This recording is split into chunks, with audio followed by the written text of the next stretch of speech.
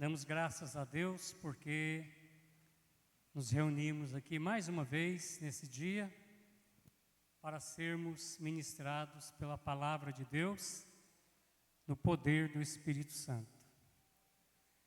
Queridos, cada dia é único, ele nunca mais se repetirá. O que você fez hoje, ou vai fazer até que você vá para o seu leito dormir, ele amanhã já não é mais a mesma coisa. É como uma página virada e você ganha um novo dia, como se fosse uma folha em branco, para você registrar tudo aquilo que é importante na sua vida. Então, o dia de hoje, ele é único, ele não se repetirá. A oração que você fizer hoje, ela vai permanecer diante de Deus por toda a eternidade. O que você não fizer hoje, você não poderá fazê-lo amanhã. Amanhã você terá outras ocupações, outros desafios, outras necessidades, mas o dia de hoje, ele é único. Portanto, faça o seu melhor no dia de hoje. Ore com todo o seu coração no dia de hoje. Cante, adore, ofereça a Deus o seu melhor hoje, porque amanhã será um outro dia, com novas possibilidades, onde você poderá continuar vivendo, crescendo e adorando o Senhor Jesus. A Bíblia dá uma ordem dizendo: crescei na graça e no conhecimento do Senhor Jesus. Se nós fizermos um paralelo com a nossa vida natural, nós vamos dizer que o crescimento ele é natural e é visível. Estava conversando com o Fred aqui, com as menininhas dele, há dias atrás estavam no braço, né? Tinha que ser trazida no braço, colocar no berço e ter um cuidado assim todo especial. Hoje não. Hoje a mais novinha já está sentada numa cadeirinha ali, ó, aquela cadeirinha de carro, e se soltar, já tem que correr atrás. Cresceram. A outra já está assim, puxa vida, você olha e fala, como cresceu? Então cresce, você cresce sem perceber. Ou seja, o tempo passa e você não percebe. Quando falamos em crescimento, falamos também em idade, né? A gente vai adquirindo idade. O tempo vai passando e nós vamos acumulando dias, meses, anos. E assim a gente percebe que a gente vai, pelo menos devemos, amadurecer cada dia. O que você está fazendo no seu dia de hoje? O que você já fez hoje? O que você ainda fará no dia de hoje? É isso que conta. Amém? Muito bem. Abram comigo, por favor, a sua Bíblia, na carta de Paulo aos Colossenses. Colossenses, uma das cartas que Paulo escreveu, uma igreja que ele fundou na Ásia Menor. E ele, estando preso, ele escreveu essa carta e a endereçou à igreja de Colossos. E ele fala muitas coisas lindas nessa carta para a igreja. Hoje eu quero destacar algumas palavras, alguns princípios divinos que nós encontramos aqui nessa carta. Então, vamos ler primeiro, versículo 1 e o versículo 2 do capítulo 1. Colossenses 1, verso 1 e 2. Quando nós estamos aqui diante do prefácio, do início da carta que Paulo estava escrevendo à igreja de Colossos e da saudação que ele faz àquela igreja. Quero que você observe detalhadamente o quanto esse livro, essa carta é preciosa, o quanto isso pode falar a mim e a você nesta noite e fazer toda a diferença. Então diz assim: Paulo, apóstolo de Cristo Jesus, por vontade de Deus, e o irmão Timóteo. Então aqui ele se apresenta como sendo o autor dessa carta, e ele traz para junto de si Timóteo, que era um discípulo seu, que era uma pessoa que ele estava cuidando, treinando e preparando para o ministério. Era como se fosse um ajudante de ordens. Timóteo estava sempre à disposição de Paulo, e Paulo estava sempre procurando enriquecer Timóteo com as verdades do Evangelho. Então ele abre essa carta dando um destaque à pessoa de Timóteo. Olha o quanto Paulo, ele era uma pessoa destituída de vaidade. Ele não queria chamar atenção para ele, simplesmente. Ele não queria ficar em evidência somente, mas ele chama para junto de si, ao escrever para uma importante igreja, ele chama para junto de si e faz uma referência honrosa. Paulo, apóstolo de Cristo Jesus, por vontade de Deus, e o irmão Timóteo. Então eu falo, olha, eu e Timóteo estamos interessados em abençoar vocês. Eu e Timóteo estamos aqui orando por vocês. Eu e Timóteo estamos aqui laborando por vocês. Timóteo está comigo, Timóteo está próximo a mim, ele está sendo útil a mim, e é por isso que eu quero que ele também faça parte desta carta, desta saudação, para que vocês possam também reconhecê-lo como um líder da igreja. Gente, olha que coisa linda. O apóstolo Paulo estava fazendo referência a Timóteo, para que Timóteo fosse reconhecido como um líder aprovado. Era assim que Paulo olhava para os seus companheiros de ministério. Ele queria trazê-los para aquela condição de serem vistos e reconhecidos.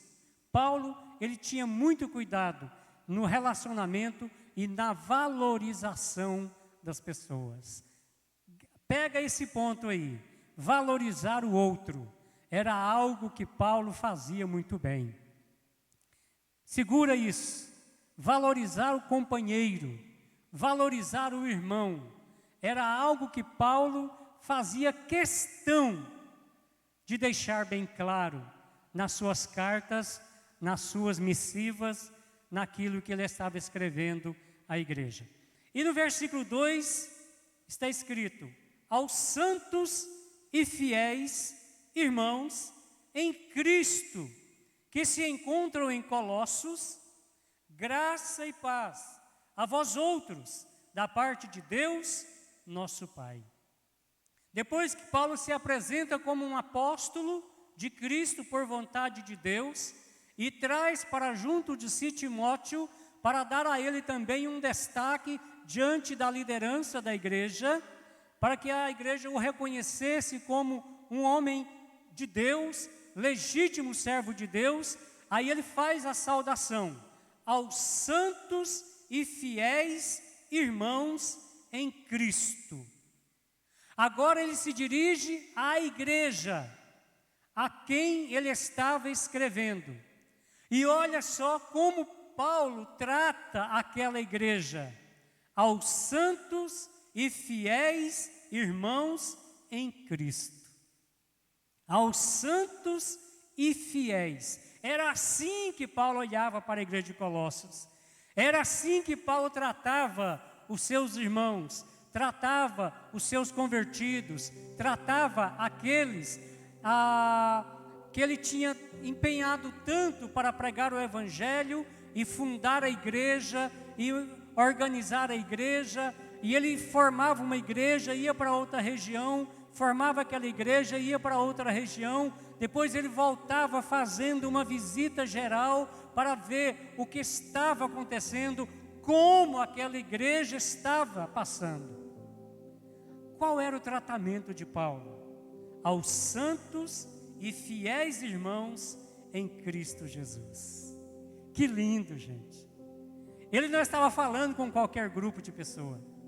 Ele não estava se dirigindo a qualquer grupo. Ele estava se dirigindo aos santos e fiéis irmãos em Cristo. Ele acreditava que aqueles irmãos eram santificados pelo Evangelho, que eles também eram fiéis pelo poder, pela influência do Evangelho. Então Paulo, ele adjetiva aquela igreja de maneira muito honrosa, aos santos e fiéis irmãos em Cristo. É assim que nós devemos nos ver, é assim que nós devemos nos tratar, é assim que nós devemos estabelecer o nosso padrão de relacionamento, reconhecendo que os irmãos são santos e fiéis em Cristo. Se nós tivermos esse cuidado, de termos esse respeito, essa consideração, esse cuidado de valorizar, nós vamos perceber que o nosso relacionamento, a nossa amizade, ela vai crescer, ela vai se fortalecer, e isso vai trazer cada dia mais a glória de Deus para dentro da igreja. Essa maneira de Paulo saudar a igreja, de se apresentar à igreja, de reconhecer a santidade e a fidelidade daquela igreja, com certeza, quando aqueles irmãos leram já o início dessa carta, o prefácio dessa carta, eles diziam: puxa vida, olha como Paulo valoriza a nossa vida. Olha como Paulo realmente destaca valores espirituais que ele vê em nós. Aquela igreja não era perfeita, mas Paulo a tratava como santa e fiel em Cristo.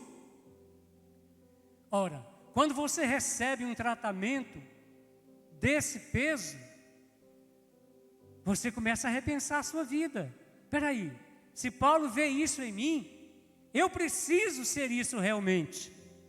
Se Paulo diz isso a meu respeito, eu preciso fazer jus a essa menção, a esse reconhecimento. Você já pensou que o seu irmão, a sua irmã de fé, de igreja, ela é santo e fiel em Cristo Jesus? Experimente tratar o seu irmão assim, nesse padrão respeitoso. E não estava passando o pano, não. Ele estava falando uma verdade que era a consequência do poder do Evangelho. Santos e fiéis em Cristo Jesus. Quando nós aprendermos, queridos, a dar esse tratamento uns aos outros, nós viveremos uma vida tranquila, respeitando e sendo respeitados, valorizando e sendo valorizados. Gente, observa o quanto a palavra de Deus ela é rica. Essa introdução, esse prefácio, ele já está recheado de princípios de vida abundante. E Paulo continua: aos santos e fiéis irmãos em Cristo, que se encontram em Colossos, ou na cidade de Colossos, graça e paz a vós outros, da parte de Deus, nosso Pai. E ele conclui a sua saudação dizendo: graça e paz a vós outros, da parte de Deus, nosso Pai. Graça e paz. Eram dois termos de saudação usados na época, que abrangia todas as necessidades da pessoa. A graça era algo que o homem não merece. A graça é um dom imerecido. Graça é algo que Deus nos concede sem que nós tenhamos nenhum mérito. E paz fala de um estado de espírito. Então quero que você, dizia Paulo à igreja de Colossos, que vocês sejam alcançados e vocês vivam na grandeza da graça de Deus, do favor de Deus, porque graça é favor que nós não merecemos. Então que vocês vivam cada dia de maneira gloriosa, mesmo sem merecer. E que vocês tenham também uma paz, a paz de Deus, que excede todo entendimento. Aquela igreja era uma igreja que estava experimentando lutas interiores, exteriores, conflitos. Mas Paulo já abre essa carta dizendo: graça e paz da parte de Deus, nosso Pai. Ele queria que aquela igreja entendesse que ela existia e que ela estava vivendo sob o poder da graça, do favor imerecido e da paz que excede todo entendimento, a paz do próprio Cristo. Olha o quanto isso é poderoso, gente. Será que nós entendemos isso? Será que nós entendemos a grandeza da graça de Deus para com a nossa vida?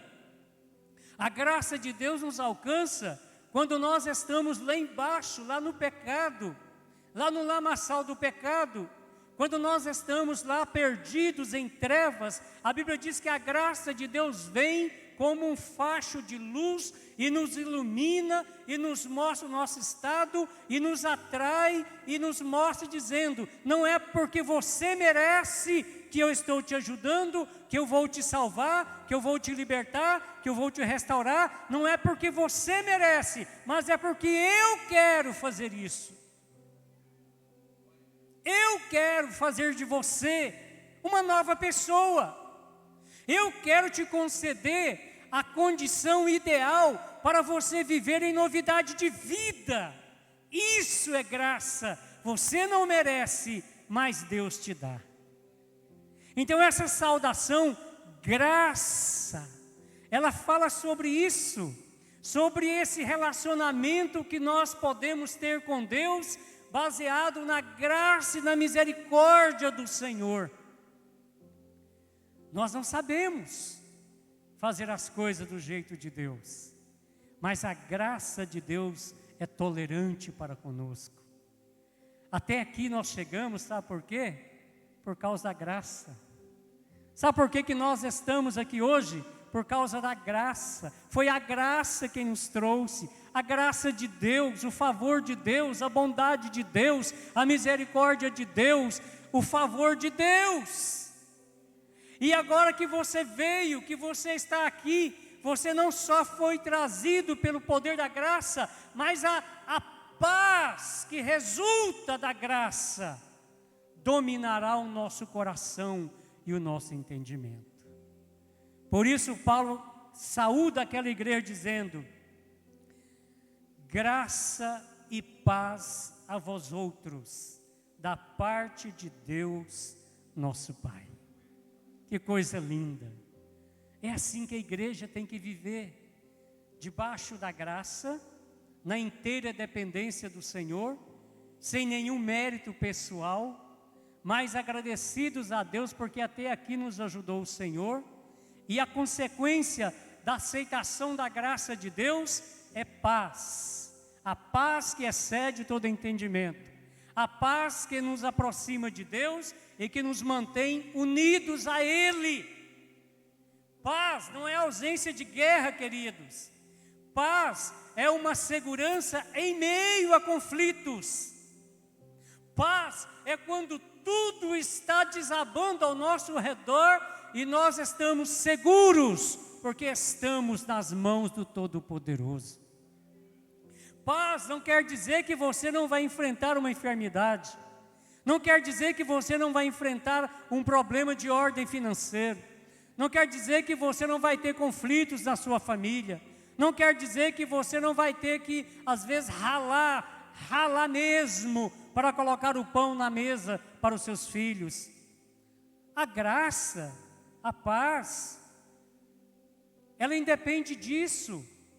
Você pode estar passando por uma tribulação tremenda, mas o seu coração está cheio da paz, porque está cheio de Cristo, e Ele é o príncipe da paz.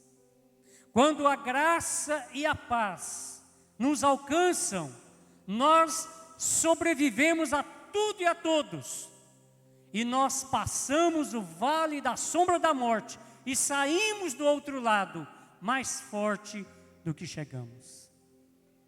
Graça e paz leva-nos ao quebrantamento, porque você olha e fala: eu não mereço isso, eu não mereço esse amor, eu não mereço essa bondade, eu não mereço a segunda, a terceira, a quarta, a quinta oportunidade. Eu tenho quebrado constantemente a aliança com Deus, eu tenho pisado na bola, eu tenho feito aquilo que realmente não devo fazer, eu tenho entristecido o Espírito Santo, mas quando a graça de Deus vem, ela diz que o amor de Deus é maior que o seu pecado. Quando a graça de Deus vem, ela diz: há possibilidades para você, há oportunidade de você recomeçar. Isso é graça, é o favor imerecido. E quando nós estamos entendendo o que é graça, da mesma forma como Deus nos recebe, nos ama, nos perdoa, nós vamos também nos nossos relacionamentos, vamos repetindo, vamos replicando tudo isso. Quem recebe graça deve doar graça, deve demonstrar graça. Se Deus te perdoou por graça, por que você não vai perdoar o seu próximo, se ele também é carente de graça? Se você foi alcançado, por que você não libera a graça? E a graça só se faz realmente acontecer quando existe algo contrário. A graça só se faz presente onde existe algo que vem de encontro a ela. Quando aquela pessoa em questão, ela não merece reconhecimento e nem valorização, é aí que a graça entra. Quando você olha para uma pessoa e fala: essa pessoa, ela só merece o desprezo por tudo que ela faz. Aí Deus diz assim: a mesma coisa era você quando eu te chamei por graça. Essa é a sua história repetida. É como se você estivesse olhando no espelho e você vê no outro aquilo que havia em você quando eu te chamei tão somente por graça. Gente, olha que coisa linda.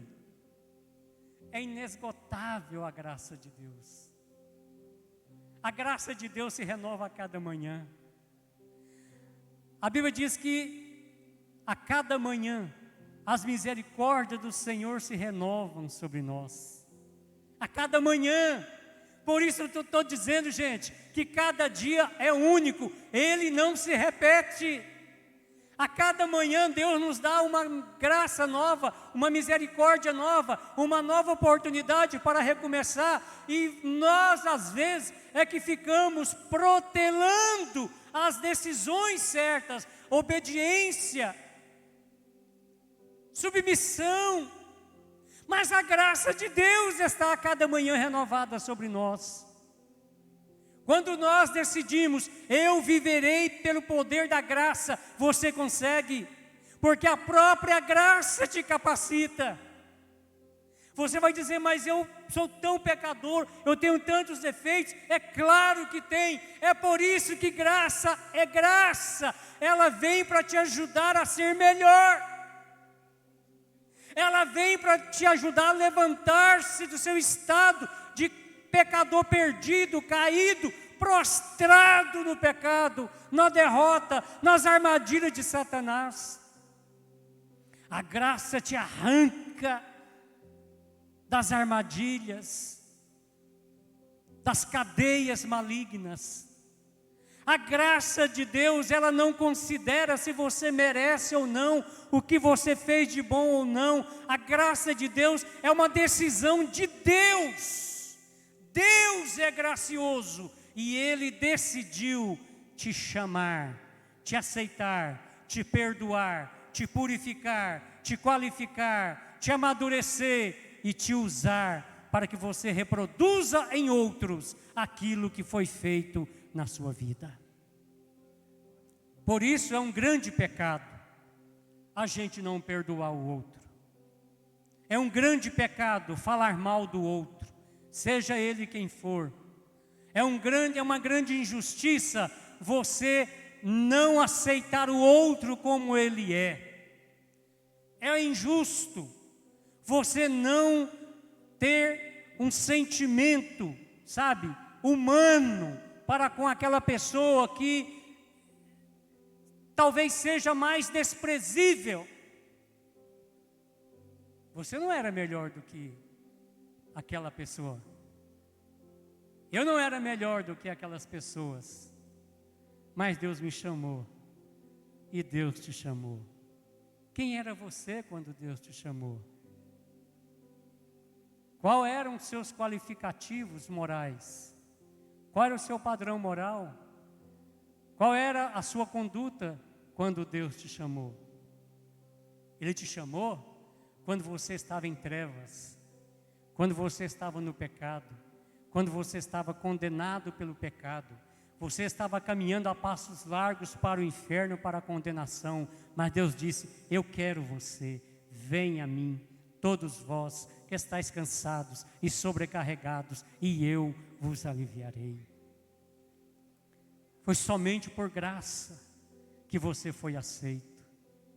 Por isso Paulo começa essa carta dizendo: graça e paz. Aquele povo tinha que reconhecer, aquela igreja tinha que reconhecer que ela só existia pela graça de Deus, pelo amor que aquela igreja não merecia, pelo sacrifício feito por ela na cruz do Calvário, pelo Filho de Deus. Gente, que lindo é o Evangelho, mas quão desafiador é o Evangelho.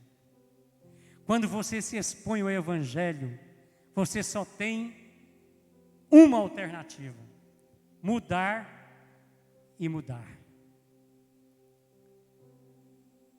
O Evangelho é para que você mude o seu estilo de vida. Tem gente que não aceita, tem gente que recusa a bondade de Deus, tem gente que recusa a graça de Deus para a sua própria destruição.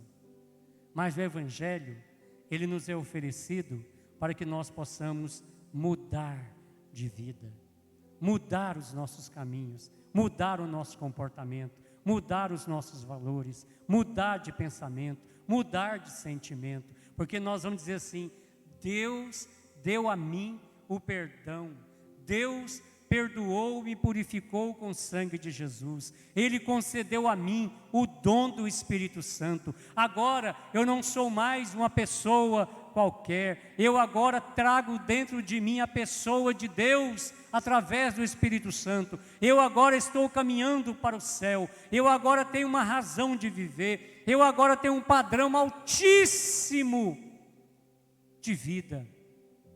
Eu agora vivo na verdade.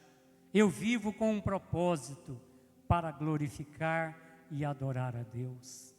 Nós não cantamos aqui agora há pouco? Se não for para te adorar, para que nasci? Se não for para te servir, por que estou aqui? Agora, sabe como que você pode adorar e servir? Por graça. É a graça que te permite servir. É a graça que te permite você ser aprovado, como Paulo foi perante Deus, sendo chamado para ser apóstolo, e também como Timóteo, que foi um dos convertidos de Paulo. Timóteo foi convertido através do ministério de Paulo, e Paulo disse: Timóteo, eu vejo em você um grande potencial, e Timóteo foi treinado para ser o pastor da igreja de Éfeso. Ele era jovenzinho quando foi convertido, e Paulo treinou para ser um dos pastores das igrejas que Paulo estava abrindo. Tudo isso pelo poder da graça e da paz. E então Paulo diz o seguinte: aos santos e fiéis irmãos em Cristo, que se encontram em Colossos, ou seja, na cidade de Colossos. Havia uma igreja, havia um grupo que se reunia em nome de Jesus. Naquela época, queridos, não havia templos como hoje, eram nos lares que a igreja se reunia. Então, quando o Novo Testamento fala a igreja na casa de fulano de tal, de Beltrano, de Cicrano, está dizendo, não falando sobre templo, mas residência.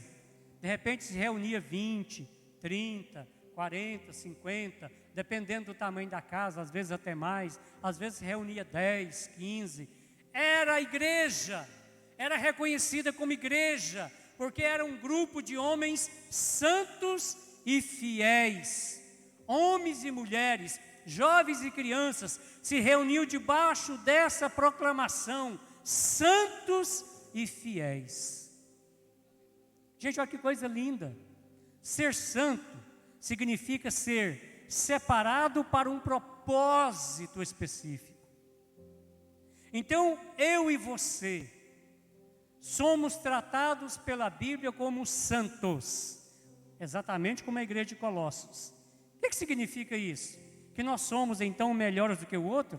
Não, significa que nós fomos chamados do mundo, tirados do mundo, libertos daquele padrão de vida mundano para sermos úteis, um instrumento de uso de Deus na propagação do Evangelho a este mundo tenebroso. Então, santo é uma pessoa separada por Deus para servir os propósitos de Deus. Às vezes a gente confunde essa expressão de santidade, porque nós trazemos uma herança da Igreja Católica Apostólica Romana, achando que ser santo é ser uma pessoa perfeita.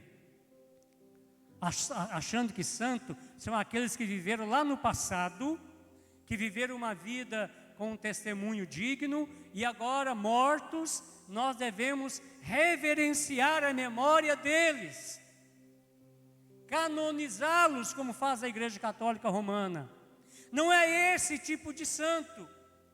Os santos aos quais o Novo Testamento ele fala a respeito são pessoas que estão vivendo no presente tempo. Quando Paulo escreveu essa igreja, no primeiro século, essa igreja era considerada como santa e fiel, aprovada, revestida de Cristo.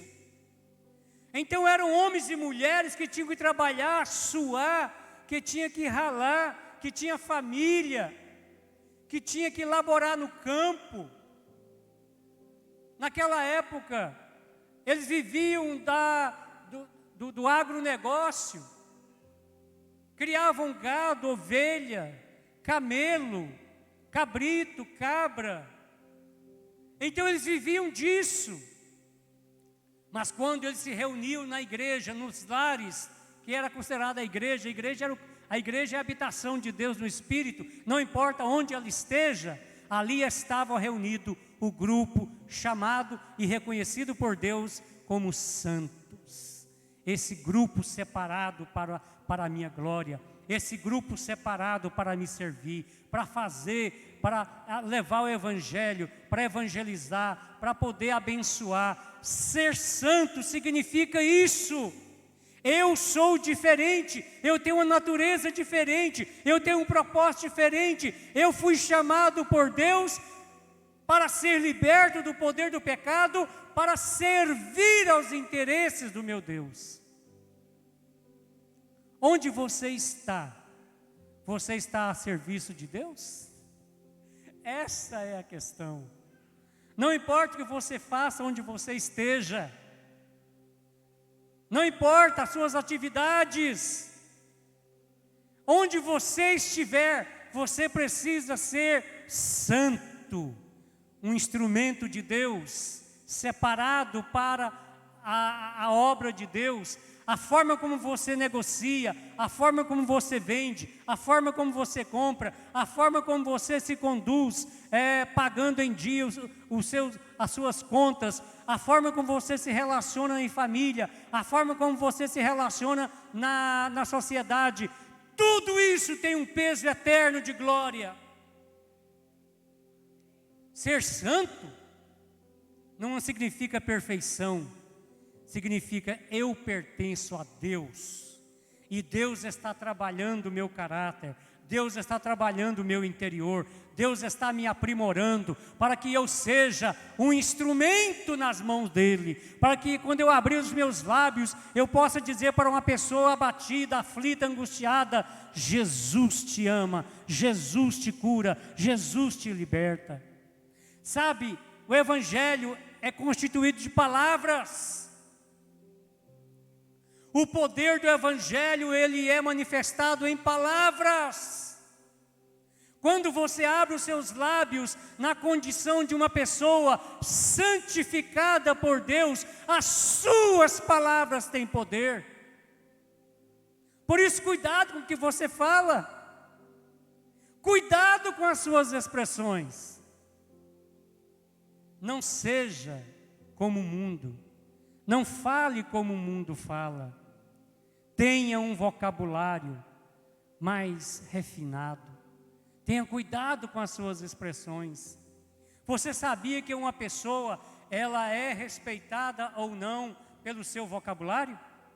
Sabia disso? Você vai ser respeitado ou não pelo seu vocabulário, pelo padrão das suas palavras.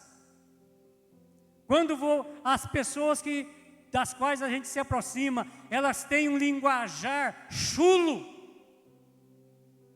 você não respeita aquela pessoa. Sabe por quê? Porque a boca fala do que o coração está cheio. Então você será ou não respeitado, reconhecido, valorizado pelo poder das suas palavras. Você será desprezado pela pobreza das suas palavras, do seu vocabulário. Cuidado com a forma que você fala. Por isso Paulo disse aqui à igreja de Colossos: aos santos e fiéis em Cristo. Santos e fiéis. Fiel. O que é uma pessoa fiel? Fiel é uma pessoa que não se desvia do caminho proposto. Ele não pega um atalho. Ele não sai da linha do direcionamento dado por Deus. Ele não se perde nos meandros da vida. Vou pegar um atalho aqui para chegar mais rápido ao meu destino. Nunca chega. A Bíblia diz que Jesus Cristo é o caminho e a verdade e a vida. E ninguém vem ao Pai senão por Ele.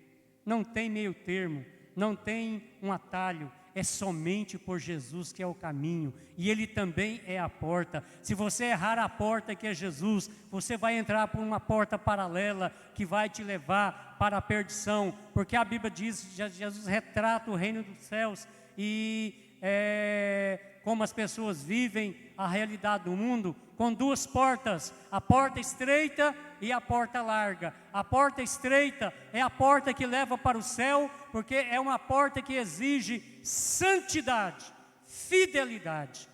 Mas a porta larga, você vive do jeito que você quiser, você passa sem nenhum problema. Mas na porta estreita só passa quem é fiel. Só passa quem é fiel. Você não passa com as cargas do mundo. Você não passa com rancor. Você não passa com ódio. Você não passa com o desdém. Você não passa quando menospreza o seu próximo. Você não passa quando você faz da mentira o seu padrão de vida. A porta estreita, ela não permite passar senão você, lavado e remido no sangue de Jesus. Fiel é aquele que não se desvia. Fiel é aquele que, ao cometer um erro, ao cometer um pecado, ele volta-se para Deus e diz: Senhor, eu pequei, me perdoa, me lava, me purifica, e eu quero retomar a minha jornada. Fiel não significa aquela pessoa que nunca vai errar, mas fiel é aquela pessoa que quando erra, ela se arrepende e volta-se para Deus.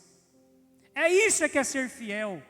Eu tenho um padrão, eu tenho um chamado, eu tenho um alvo, e eu, ainda que eu sofra, ainda que eu padeça, ainda que eu tropece, ainda que eu cometa equívocos, eu vou me reconsiderar, eu vou buscar o perdão de Deus, e eu continuarei em direção ao meu alvo. Paulo dizia: eu ainda não alcancei a perfeição, eu não alcancei a condição ideal de um servo de Deus, mas uma coisa eu faço, esquecendo-me das coisas que para trás ficam, e avançando para as que diante de mim estão, eu prossigo para o alvo, pelo prêmio da soberana vocação de Deus em Cristo Jesus. Eu tenho um alvo. O fiel, ele tem um alvo. E não importa onde ele esteja, em que igreja ele esteja, ele será fiel. Não fiel à igreja propriamente, mas fiel ao Deus que o colocou naquela igreja. Você deve ser fiel ao Deus que te salvou, ao Deus que te chamou, ao Deus que te plantou aonde você está. Seja fiel a Ele. A igreja é dele, a igreja não é do pastor. O pastor não tem igreja, o pastor é só um cuidador de ovelhas. É ele o responsável para dar o direcionamento para as ovelhas, porque ovelha precisa de direção. Esse é o papel do pastor. Mas as ovelhas não são do pastor. O pastor vai prestar conta de cada ovelha que esteve sob os seus cuidados. Por isso, queridos, é que é realmente desafiador ser um pastor. Quando Paulo diz aqui assim, Paulo, apóstolo de Cristo Jesus, por vontade de Deus. Sabe o que era um apóstolo? Um missionário.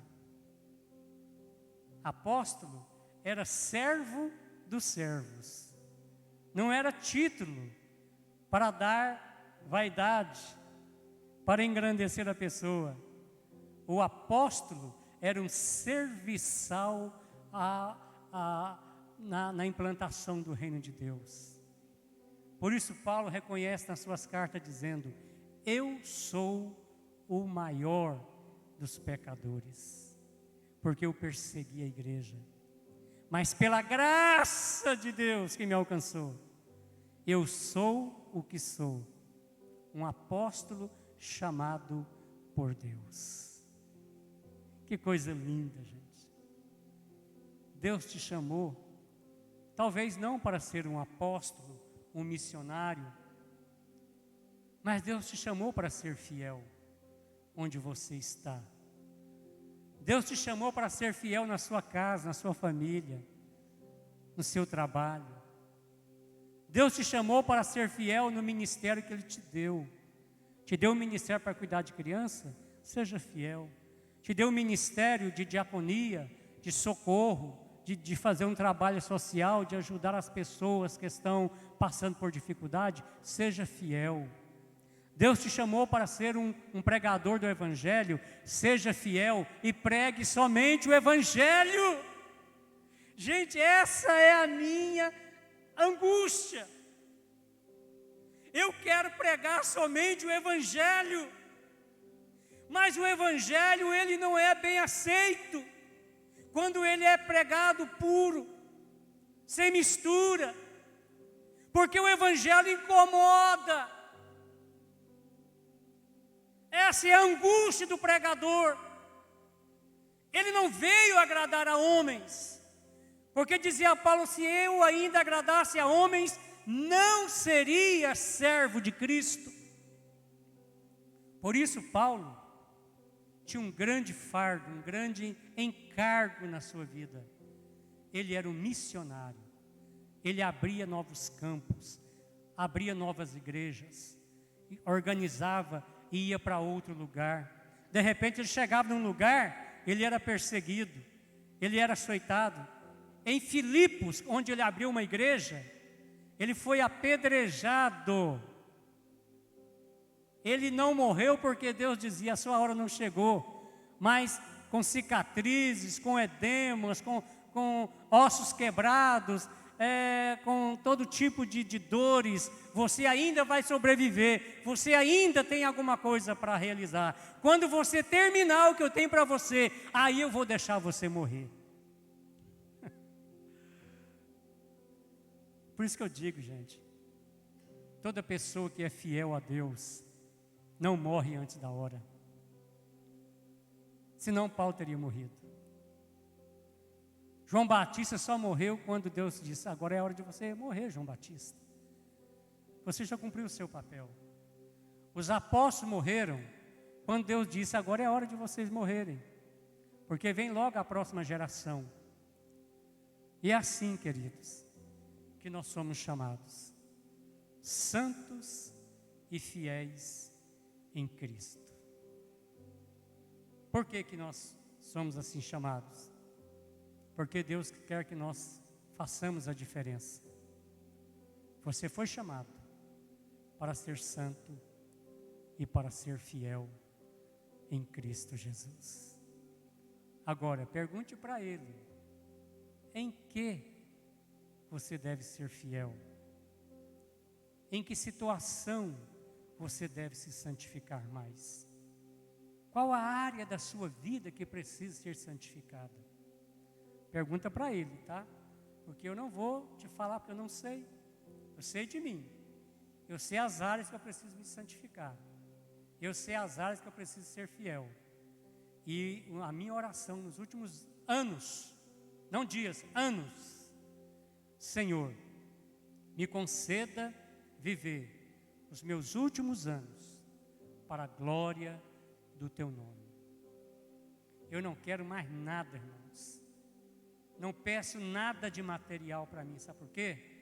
Porque tudo chega quando se busca em primeiro lugar o reino de Deus e a sua justiça.